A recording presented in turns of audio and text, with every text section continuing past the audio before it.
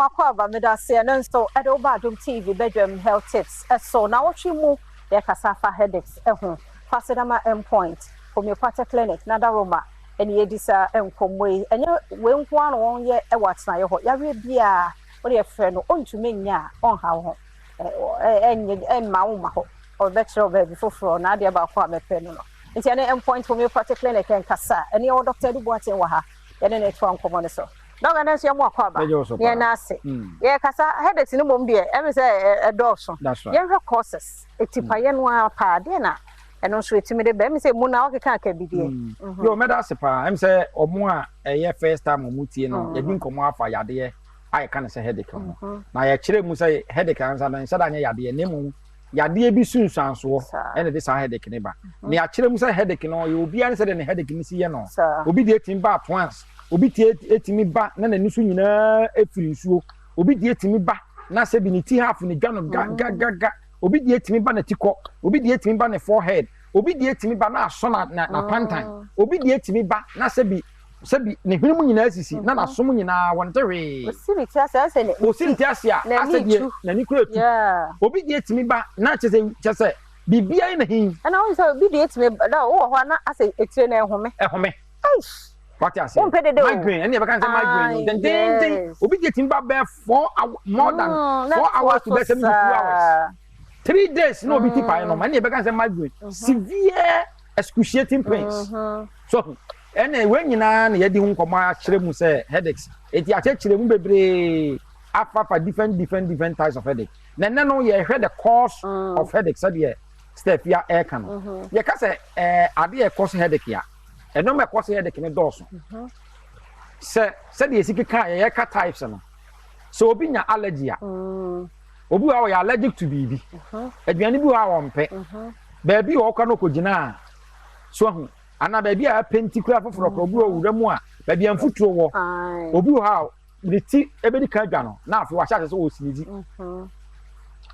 Eti obi wa allergy. E correct me obi. So we create na ti. That's right.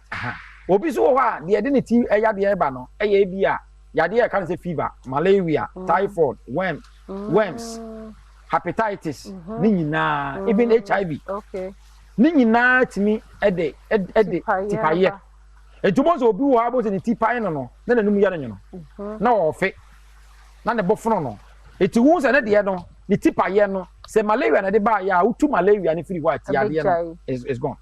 Obi so ha na de no hypertension na de ba ye ni pressure na kosoro eno so be ma ni ti apae no na nani so biri no na akoma bo ne yamu hye no ni ti pae no na ne honam nyina ye ne bete wontimi nda eti ono no de ne sa nipa no obo hunu sa ni ti na pae no egina pressure no so obi ho ha ne moja so tia e ma ni ti pae no anemic moja so tia bo se eti obi ho ha ne moja so tia apart from so obaye ho ya no nani so be obaye weak no nkon ba no bo se ni ti epae no obi nya constipation ni ti epae no so obi any when kura wo problem a bo se oti pae wo eno no bo se be frontal side no bo se no wani ni prunus no wani kekaw no wani aye ko obi kura nya dental case obi nya obi se kaka aba ne sim ni ti be pae no obi nya cold eye sinus issue ni hunu masisi no ade ba ko be se dia dance yen se bo se ni ti epae no obi nya enaso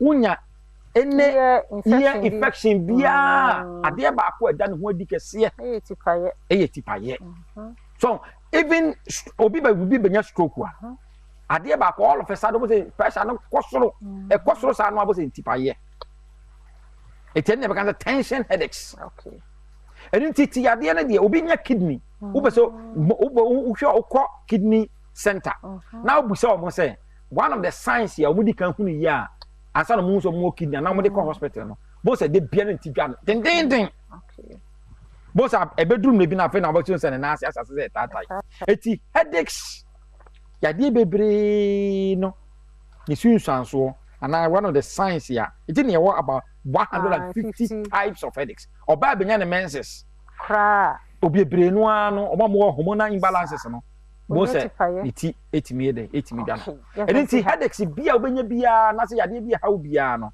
ope ho nimdia frame number yi so ya was Painters Road ya Kumase Takrade wo phone number ya mema direction and as a wo pe question bia obusa 0244 86 70 68 0244 86 70 68.